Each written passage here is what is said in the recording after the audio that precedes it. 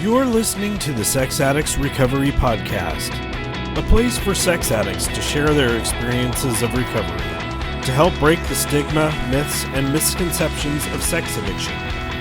This podcast may contain topics of sexuality, sexual trauma, dysfunction, or other things that may be triggering, so listener discretion is advised.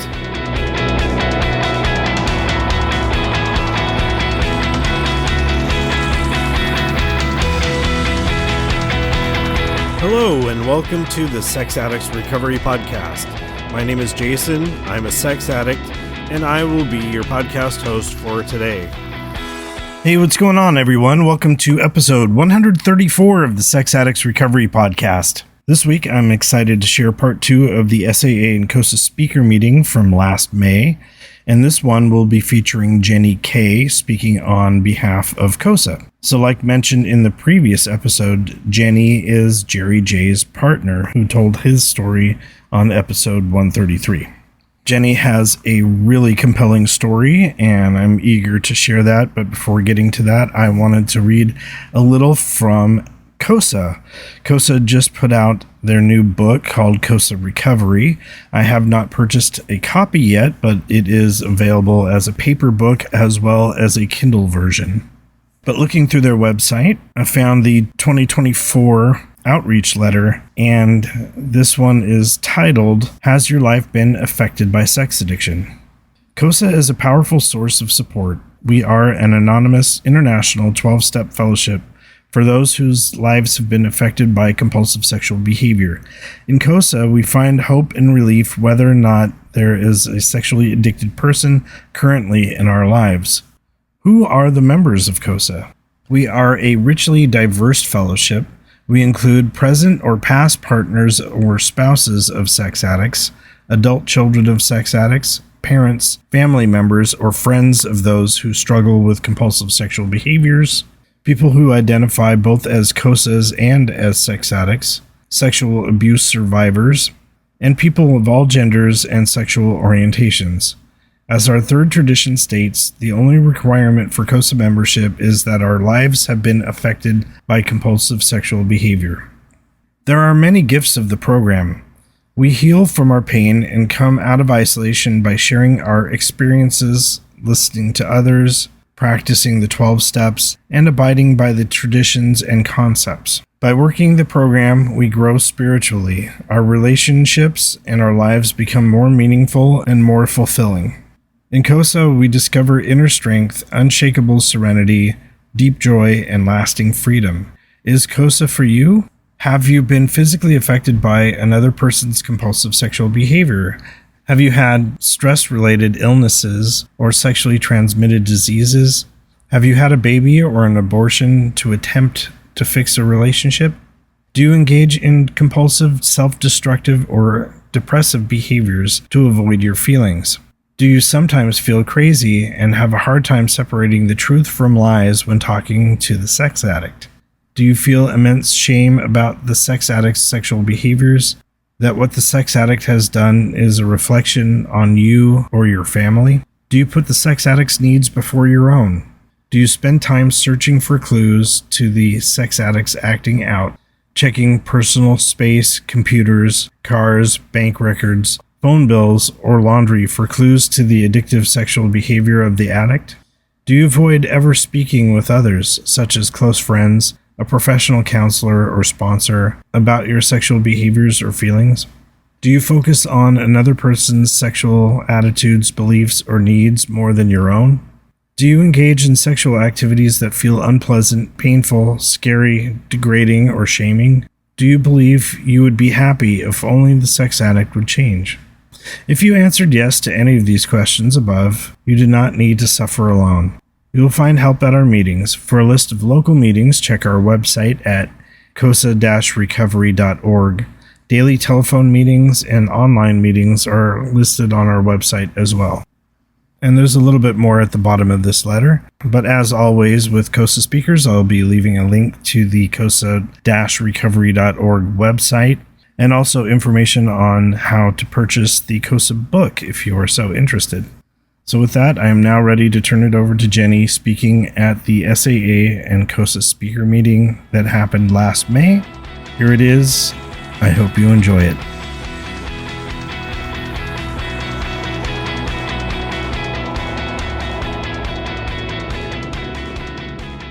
Hi, everybody. I'm Jennie, and I'm a COSA because my life's been affected by compulsive sexual behavior.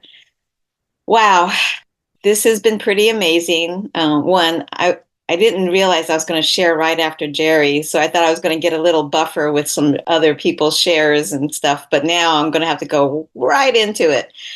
But I just wanted to start with a little prayer because I definitely need my higher power with me.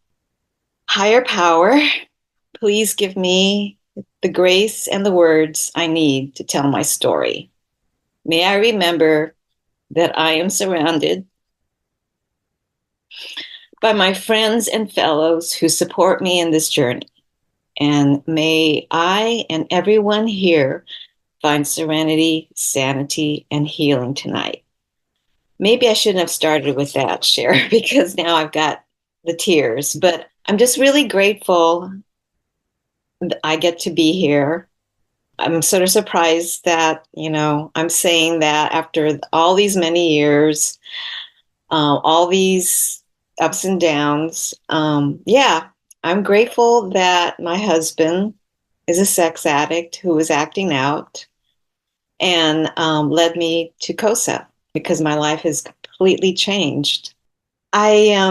I thought I was going to give like my usual what happened, what it was like, and what's happening now. And I'm a little kind of dumbfounded, I guess, by listening to Gerry's share. We've talked a lot about these things, but not in such depth and not with such feeling.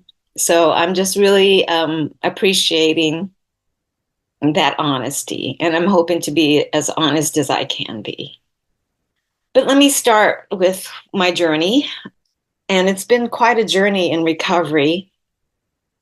I first came to recovery in late September of 2010. I went to my first COSA meeting, and I had just found out that my husband of 24 years at that time was acting out with a 17-year-old online, as far as I knew, and I was devastated. The circumstances were interesting now that I look back. I was snooping on his computer. This is in 2010. While he was at a work party, and I declined to go to this work party, although he invited me, because I just did not feel comfortable out in the world. I didn't feel comfortable with myself. I was depressed. I was anxious. I was overweight. I was compulsively eating. I didn't feel comfortable enough to go out to a party and try and socialize.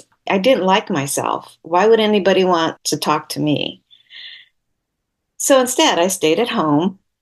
My son was in the next room doing his homework, and I thought, what am I going to find on my husband's computer? And it was usually pretty easy to find. This was not my first go around snooppervising. We call it snooppervising in COSA. I was snooping around on his computer for many years with some breaks in between because this was a pattern. Gerry's already told you of the first time that I discovered his acting out. So I was pretty devastated nonetheless, finding emails and photos and online profiles of his acting out with this girl. And I thought, God damn it, it's happening again. How could I let this happen? How could he do this to me? All this stuff was coming up for me. I just felt sick. I remember thinking that I wanted to get some revenge. I wanted him to feel uncomfortable, as awful as I felt. But I had to keep it together because my son was in the next room. My son, who was the same age as this girl. So what I did was I found a rather explicit passage in one of their emails, left it open on his computer, And I knew he would come home and go right to his computer because that's where his addiction lied, right in the computer. And so I went upstairs to go to bed, didn't sleep. And when he finally came home, I remember I could hear him open up the computer and then slam it shut. And he came upstairs. And the first thing out of his mouth came, "I'm sick." The rest is kind of a blur for me, but yeah, I'm sick. And I knew he was sick. But what I didn't know was I was also sick. I was really sick. I I was really feeling distant from him. We were really distant at this point in our marriage. Even though we had gone through counseling because of his other affairs, we thought we had come to a good place in our marriage where things were okay. But we didn't really admit how sick we really were and how damaged our coping mechanisms were, how dishonest we were with each other and with ourselves. So, of course, we couldn't actually maintain a good marriage. So I remember he was going to a 12-step recovery program, which I was suspicious of. I mean, I was angry because it took more time away from us. I always complained when he was off doing something, but actually, why would he want to spend time with us, with all three of us, when it was just contributing to that angst, to the anxiety, to the depression? So I was blaming that recovery program for taking him away from us. I was also suspicious when I kept seeing God in the literature. I thought, of course we're being more, we're distant because he's got this other thing going on. And now he's got this affair and all this other stuff. So I thought, okay, he's got this program. I'm going to get one for myself. So fortunately, there was good stuff on the internet at that time too. And I found COSA and went to my first meeting in late September. And all I wanted to do was complain about my husband and tell them how awful he was and how can I get revenge, all that stuff. But then I didn't get it at first. People were actually kind of calm and nothing seemed to upset them. I felt really welcomed. People gave me really good hugs afterwards. So I kept coming back. I remember thinking, this is a really strange meeting because they, one, talk a lot about God, and two, they talk about other things besides the sex addict in their life. They talk about their lives. They talk about the weather and how they're powerless over the weather. They talk about being relieved of a lot of obsessions. And yeah, I didn't get it at first, but I didn't know what else to do, so I kept coming back. I finally started to open up, to the idea that maybe these people know something that I don't know, because I was a recovering know-it-all. I didn't know that at the time, but I was definitely a know-it-all. I thought that I knew best for everybody and myself, and that I had to control everything, because if I didn't control everything and make sure everything was done right, catastrophe could happen. And this came from my childhood. So I guess I'm going to go into that right now. I grew up in a Japanese American family. I'm a third generation American, meaning I was born here. My parents were born here, and my grandparents were immigrants. And looking back, I realized there was intergenerational trauma. My grandparents on both sides were poor immigrants. Both sides of my family were incarcerated during World War II, even though my parents were American citizens. They came out feeling, I actually don't know what they were feeling because they never really talked about it. But from what I saw, they wanted to assimilate. They wanted to be successful in America. So they took that path. worked really hard, was successful, but gave up, I think, a lot of their humanity in a way. There wasn't a lot of nurturing. I was taught that if I wanted to make it, I had to pull myself up by my bootstraps, just like they did. There was no time for being moody or weak. I had to be good in school. I had to be a good girl. I couldn't bring shame to the family name. That was very important. I was the oldest of 4 kids. My mom was a stay-at-home mom. She tried her best, but I don't think she really, I don't know, she was angry a lot. I don't think we lived up to her expectations. I tried to find my place in the family, but I kept feeling like I was not good enough, that I was not worthy of people's love or attention. I was constantly fighting with my siblings for that attention. I felt like I had to be better than them in order to get anybody's love. So that's kind of how it was when I was growing up. And then there was a lot of sickness and death in my family. My mom had a stroke when I was in the 4th grade. It was a mild stroke, but I remember the feeling that us kids caused her stroke. I think my grandmother, who came to stay with us for a while, kind of hinted at that, made us feel like we were not good kids. We were always fighting, and that was what happened. My mom had a stroke. Then my dad got sick and had cancer.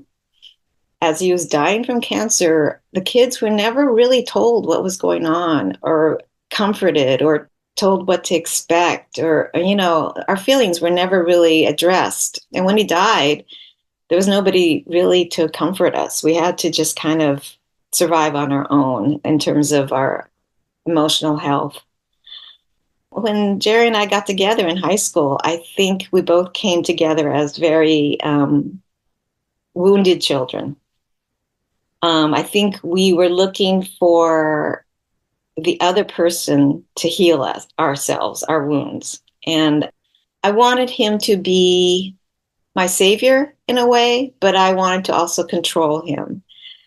I wanted him to fix whatever was wrong. And if things didn't go right, I would blame everything on him because I couldn't handle making a mistake. I couldn't admit that I was wrong. All those things made me feel like I'm not worthy. And that was what I was growing up with. I'm not worthy. So that's where I ended up as a young adult. But I did my best. I got a good job. I had a career. I wanted the American dream too. I wanted to get a house in San Francisco. I had a kid, but we all heard about the trauma that I went through when I was pregnant. That was really devastating. It put the blame all on Gerry. I couldn't really see that I had a part in this dysfunction in our marriage. It wasn't until I came to COSA that I realized how much of the damage and the pain that was going on in our relationship was my part. I thought I was just the victim. Let's see. I took some notes and I'm trying to figure out where I am in my story. Yeah, I got the feeling that life was unfair. Why am I suffering from this? Why is he acting out? Why is he doing this to me? But then, I heard in the COSA rooms that we can't control their people. When I first heard that first step, that I'm powerless over my addiction to other people, I'm powerless over my wanting to control other people, I thought, wait a minute, I can't, if I give up my power, I'm going to disappear. I'm going to be annihilated. It took a while for me to realize, no, I have to admit I'm powerless over these things that I can't control. That was such a wake-up call, like, oh, you're right. I tried really hard. It didn't work. I tried to control my husband. I tried to control my my family circumstances. I tried to control the grief and the pain in my life. It didn't work. So, yeah, I had to realize and take a look at myself. When I walked into COSA, I was pretty miserable. Not only was my husband cheating on me, I was heartbroken, but I was compulsively eating to soothe my own pain. I was spending, we were heavily in debt, and I was really kind of hating myself and not admitting it. So I saw people in COSA who seemed to have a lot of sanity. I mean, they were actually laughing in the meetings. I couldn't actually figure out why people whose husbands or partners or parents were sexually acting out, why would they actually have reason to be happy and laugh? But I'm glad I stuck around. I waited for the miracle to happen. And I started realizing that people had sanity because they were doing the steps. All these steps that I couldn't understand, they were starting to make sense to me. Step one, I'm powerless over compulsive sexual behavior, my husband's, everybody else's. And my life was plenty unmanageable. And two, I actually have a power that's greater than me that could restore me to sanity. I always thought I had to do it myself. I was an atheist when I came into the program. I now believe that there is a power greater than myself. Sometimes I call the power God. Sometimes I call the power Glinda, as in Glinda the Good Witch and Wizard of Oz. And sometimes it's just my higher self. So I got a sponsor. It took me a while. I wanted what she had because she really had a strong sense of a higher power. And I knew I didn't, and I needed somebody like that. And at first, she turned me down when I first asked because she was full. I said, okay, that must be my higher power's message to me that I'm not quite ready to start working the steps. So I held back. Thanks, Cindy. And waited and kind of looked around the edges. And then I showed up at a meeting where she said that she had lost a sponsee. So I just pounced on her. And thank goodness she said yes. And we've been together working trudging this road for 14 years. And it feels like a road to happy destiny. Yeah, I gained so much recovery, so much sanity, realized I needed other programs to help me fulfill that destiny. Got recovery there. I realized that I have so many addictions and ways of comforting myself that are not healthy that I need other programs. There's plenty out there. In a way, I think when Gerry got arrested, it was a wake-up call. I think I was resting on my laurels. Things were going pretty well for us. We had sold the house. We had a good nest egg. I was looking forward to retirement. We were going to do all sorts of traveling and good stuff in my retirement. And then he got arrested. Oh, thank goodness I was in COSA. Yes, other COSAs have heard the story, but while the police were ransacking our apartment, I had a COSA on the phone. She talked me through it. I locked myself in the bathroom with the dog and my phone once they gave it back to me, and she got me through it.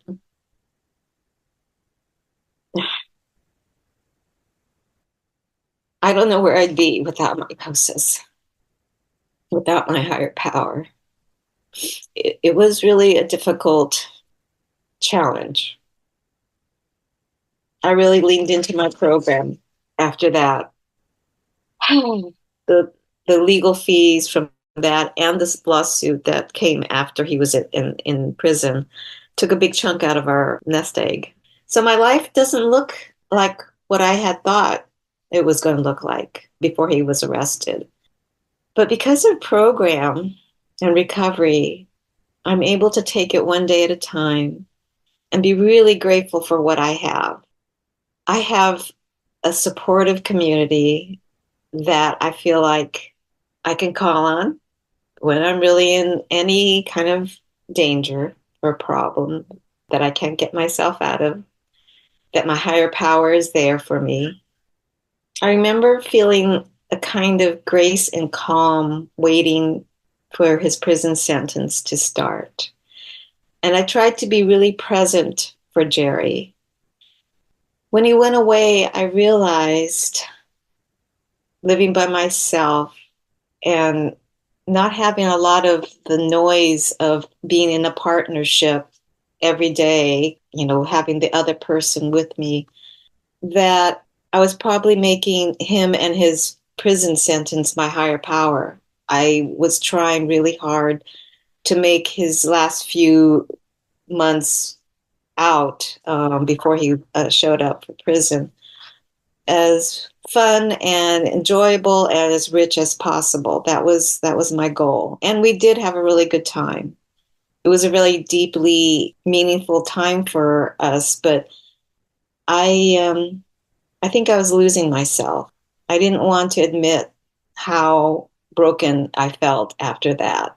When he was sued like a year later while he was in prison, I had to do I had to do all the work. I had to find the lawyers, I had to pay the lawyers, I had to show up in court. I had to do a lot on my own. And because of this, I felt the need to dig into that internet hole again and do some of my COSA supervising. And I talked this over with my sponsor. I said, am I breaking my sobriety going online and looking for more stuff?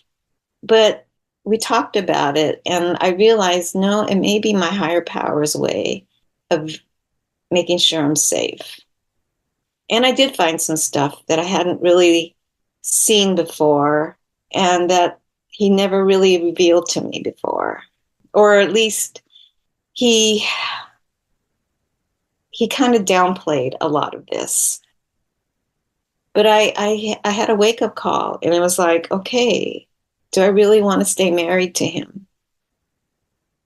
One of the things that came up during the legal case was they could go after my pension. The people that were suing us or him could go after my pension, could go after they could garnish my wages, my license, to practice could be taken away.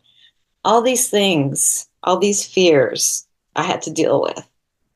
And thank goodness for my COSAs who helped me talk about this. And I feel like every time I talk to another person in program or I share, I hear things that in my head I would never have really realized was in here. Things come out of my mouth that are suddenly really, it's obvious that's my truth, but I hadn't realized it before. And yeah, sharing that I think I need to be divorced. That was hard. But in admitting that, I've realized, one, my higher power is still there for me no matter what. I have to let go of my self-will and be humble and ask for that kind of help. I realize that I may never have been the kind of person that could give Gerry the kind of love he craved. I may not be the kind of person that can love that deeply. I have to look at my own attachment issues, my own upbringing. How much can I really give of myself? I don't know. I don't know. It's something, we say in program, more will be revealed.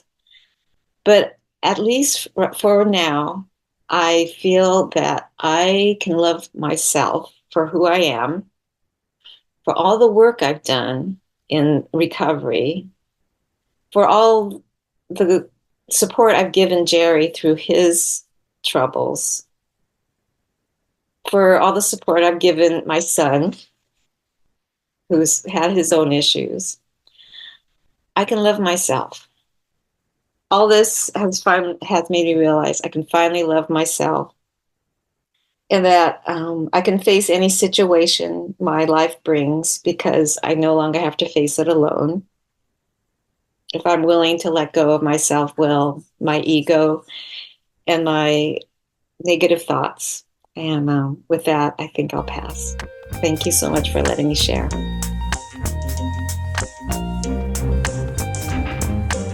Many thanks to Jennie for sharing her story. It was deeply emotional, and I'm so grateful to be able to hear her side by side with Gerry's share. And yeah, like she said at the beginning, there was not a whole lot of transition time in between the two shares. Back when we started the SAA and COSA speaker meeting, we, I believe, had some feedback time in between shares, but over the past year, the decision was made to leave comments until the end of the meeting. But yeah, a very, very emotional story, and once again, super grateful for hearing that. I think I had mentioned in the liner notes for the previous episode that I overused the terms incredibly powerful. I had not written out a script for that as I was recording, and going through the editing process, I noticed just how many times I had said it during that episode. A lot of times I'll go in and correct it, but I decided to leave it as such, but trying my best to change up some of the ways I describe things. So we will be having another SAA and COSA speaker meeting coming up the first weekend in August. And hopefully I'll be getting links for those recordings as well. This past weekend, I had been mentioning over the past few episodes that I was going to be part of a panel of speakers talking about sponsorship. And this was in Sacramento, California. As I'm recording this, that just happened yesterday, and it was an incredibly awesome event. The temperatures there in the afternoon reached 114 degrees Fahrenheit. Very, very hot, but so wonderful to be part of that community and to take part in a half-day workshop event like that. And I'm hoping that they will continue to do more. I know the Bay Area Intergroup is wanting to do events like this. We used to do them in the past, but we currently don't have enough people to help organize things like this. It takes a lot of effort on the behalf of the subcommittee, arranging for a place to hold the event, selling tickets, getting food and drinks ready, securing audio-visual stuff. What was nice is each of the panelists for this did have microphones, and I haven't checked the recording yet, but I was able to mic the speaker instead of throwing my recorder out into the middle of the room, kind of like what I've done at the retreats and recording my workshops there. So hopefully we'll have a little bit better audio. But look for that episode coming out in a few weeks. I know it's going to take a while to edit through that one. Being that we're still going through an exhaustive heat wave here in Northern California, today it's still over 100 degrees here in the South Bay. Nowhere near as hot as Sacramento, but still exhausting. I've got the air conditioner running. I usually turn it off while recording, so I'm hoping that the filter that I have on the microphone and my audio settings will filter out most of the air conditioning sound. But yeah, it was just too hot not to have it on. And so I'm going to be keeping this episode brief, reading only one email. And this email has a few music recommendations that I will be playing also. And this one says, "Hi, I found your podcast and I will donate. I am working SLAA as opposed to SAA, but I scour all the programs for female speakers and looking for similarities. Wanted to say that I love that you share musical inspirations. Please share two that might be powerful for women listeners." And I will get to those in just a few minutes. I'd be interested in taking part of your podcast if you ever wanted to talk about the female journey in identifying sex addiction versus love addiction. At first, I insisted I was a love addict and not a sex addict until I realized I wasn't sure I actually knew the difference, since I always sexualized interpersonal connections and romanced lust. I thought my problem was that I accidentally fell in love with a guy that was supposed to be just a hookup, signed A. And I have reached out to A, and we are looking at recording in a few weeks. In addition to this one, I'm also scheduling a first step that I got an email for. And I am also looking at episode 138. We are 138, The Misfits of Recovery. I did get a response from someone that is interested in taking part in that panel discussion on music and recovery, what music was like before getting into program and after. So I will be scheduling those 3 recordings over the next few weeks. And I do have a Joe and Charlie episode on step 5. I believe I'll be putting that one out next week. But yeah, back to the email. And I'm going to use the term that I had mentioned over and over in the previous episode, a couple of really incredibly powerful pieces. And the first one is by Renee Rapp, and the song is called Snow Angel. What the emailer had to say was this one has the word addiction in it. And I believe this song is written in response to being sexually assaulted. And I wanted to play a little bit of that here. I'll make it through the winter if it kills me. I can make it faster if I hurry. I'll angel in the snow until I'm worthy. But if it kills me, I tried. If it kills me, I tried so hard. I came so far. I'm that old boy. He broke my heart. I blame him 'cause it's easier, but I still look for him in her. The seasons change, addiction's strange. I love back then what I hate today. I wish I went a different way, but if I went back, I would do the same. Yeah, man, I got chills when I listened to this. Amazing. So yeah, this is the first time I've heard Renee Rapp, and I've heard of her before. I know she's an actress and singer, but I hadn't really heard anything before. The next one, however, I knew very, very well, and this is Sinead O'Connor. And in the email it says, I would argue this is the siren song of every love, sex-addicted woman, from one who probably literally died of this disease. And this is called Take Me to Church. And knowing Sinead's history with the Catholic Church, this one I knew was going to be interesting, but loved this. I was not familiar with this previously and really love this. So here is Sinead O'Connor, Take Me to Church. I'm gonna sing songs of loving and forgetting, songs of eating and of drinking, songs of living, songs of calling in the night, 'cause songs are like a bolt of light, and love's the only love you should invite. Songs of longings but fulfilled, songs that won't let you sit still, songs that mend your broken bones and don't leave you alone. So get me down from this here tree, take the right from off of me, set me on the floor, I'm the only one I should adore. Oh, take me to church, I've done so many bad things that hurt. Yeah, take me to church, but not the ones that hurt, 'cause that ain't the truth, and that's not what it's for. Yeah, take me to church, oh, take me to church. Absolutely awesome. Yeah, I love this. I also wanted to play a clip of my favorite Sinead song called You Made Me the Thief of Your Heart, which is a murder ballad about a woman killing her lover in order to keep him. And this was from the film In the Name of the Father with Daniel Day-Lewis. Hope you're happy now. I could never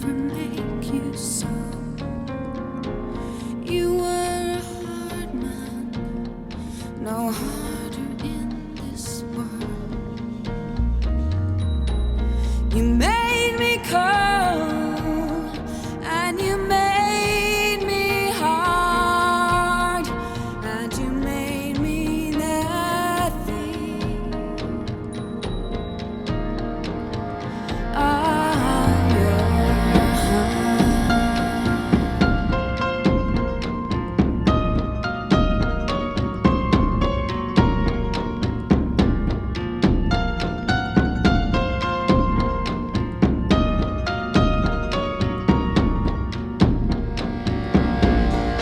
Winter's cold, but you're colder still. And for the first time, I feel like you're mine.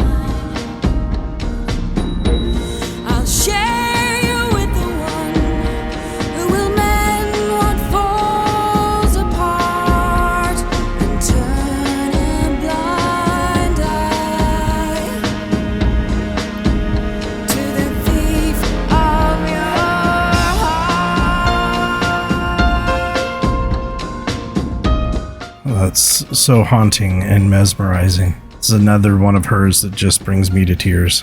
I will be adding these to the music playlist that I have for the podcast. I've been updating those regularly as I've been adding additional songs to each episode. So I will leave links in the show notes on how to find those playlists on Apple Music and on Spotify. But yeah, thank you so much for those. And like I mentioned in the previous episode, I did want to save this for this episode where we had Jennie sharing her story, being that both of these were female artists coming from a female perspective and wanting to share it on an episode with a woman speaking. And yeah, eventually when we get the sexaddictsrecoverypod.com website updated, we'll have a list of different categories of episodes. I've got a running list of episodes that are first steps, some that feature all of our COSA speakers, some that feature women speakers. And so whenever the topic comes up, I can usually email out a bunch of episodes to various people on the various topics that they're looking for. But hopefully someday soon we'll have something searchable on the website. And in doing that, we do need a web designer that is familiar with WordPress. I'm good at updating WordPress, but I'm not really good in terms of creating pages on WordPress. So anyway, I'm really grateful for this email. We did get a few others that I'm not going to really share here today.